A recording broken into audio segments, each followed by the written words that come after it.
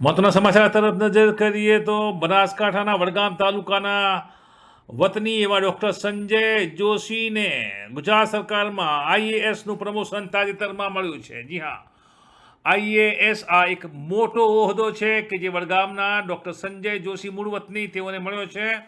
ગુજરાત સરકારમાં આઈએએસનું પ્રમોશન તેમને તાજેતરમાં આજે મળ્યું છે.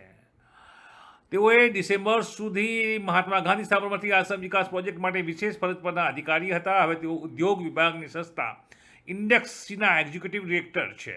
તેઓ સ્ટેચ્યુ ઓફ યુનિટીના ભૂતપૂર્વ ચીફ મેનેજર છે. તેઓ મસૂરીમાં આઈએએસ એકેડમીમાં પ્રોફેસર તરીકે પણ હતા. આવું સન્માન મેળવવામાં તેઓ ગુજરાત વહીવટી સેવાઓમાં સૌ પ્રથમ અધિકારી હતા.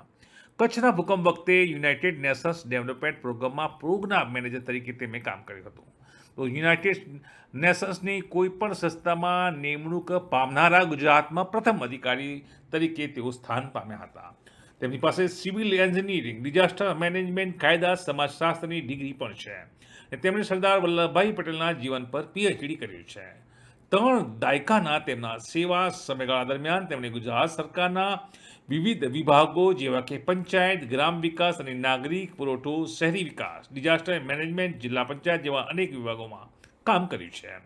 અંગ્રેજી, ગુજરાતી અને હિન્દી પર લખવા બોલવામાં અદ્ભુત પકડ ધરાવતા ડૉક્ટર સંજય જોશીએ તેમના પ્રાથમિક શિક્ષણ દાંતા તાલુકા જેવા આદિજાતિ બહુલ તાલુકામાં મેળવેલ છે. તેમના પિતાજી એ દાદા તાલુકામાં શિક્ષક તથા આચાર્ય તરીકે અનન્ય સેવાઓ આપી છે. આપણે જણાવીએ કે બનાસકાંઠાના વતની એવા અને તાજેતરમાં જ ગુજરાત સરકારમાં આઈએએસનું પ્રમોશન મેળવનાર ડૉક્ટર સંજય જોશીના જે ભાઈ છે, ભ્રાતા, તેવા ડૉક્ટર અજય જોશી ડીસામાં એમએસ ડૉક્ટર તરીકેની સેવાઓ આપી રહ્યા છે. આમ આ શિક્ષિત પરિવારના સાથે ગર્વ કહેવાના ડૉક્ટર સંજય જોશી ગુજરાત સરકારમાં આઈએએસનું પ્રમોશન મેળવતા તરફથી તેમની પર શુભકામનાઓનો વરસાદ વરસી રહ્યો છે. ટુડે ગુજરાતી ન્યૂઝ પણ તેઓને ખાસ તેમના આ નવીન પ્રમોશન માટે હાર્દિક અભિનંદન પાઠવ્યા છે.